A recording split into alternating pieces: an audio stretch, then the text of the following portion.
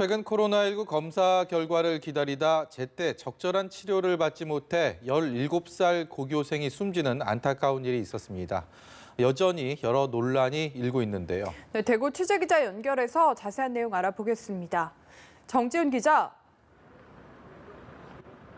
네, 영남대학교 병원에 나와 있습니다. 이곳에선 최근 폐렴 증상으로 숨진 고교생 A군이 치료를 받았는데요. 말씀하신 것처럼 A군은 이곳에서 코로나19 진단검사에서 음성 판정을 받았지만 받은 이후에 여러 차례 검사를 받고 진단 결과를 기다리는 중 제때 치료를 받지 못한 것으로 알려지면서 안타까움을 더하고 있습니다.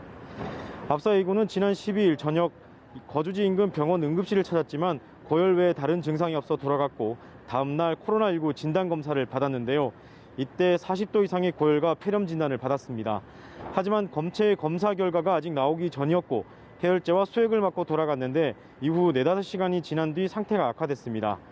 의료진 판단으로 상급 병원인 영남대학교 병원으로 옮겨졌지만 상태는 계속 악화됐고 코로나19 감염 여부가 확정되지 않아 대기하다가 결국 지난 18일 다발성 장기 부전으로 숨졌습니다. 이후 A군의 희생은 여러 가지 논란을 낳았습니다.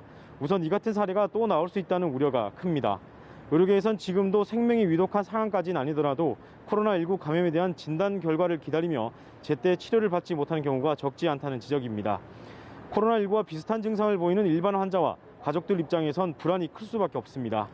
코로나19 감염 여부를 먼저 확인토록 하고 있는 현재 방역 시스템을 따르는 의료진도 결과를 기다리다가 환자가 잘못될 경우 오롯이 비난의 화살에 직면할 수도 있어 부담이 될 수밖에 없습니다. 이 때문에 하루빨리 이 부분에 대한 보건당국의 명확한 지침과 현장 의료진에 대한 임상정보 공유가 필요하다는 지적입니다.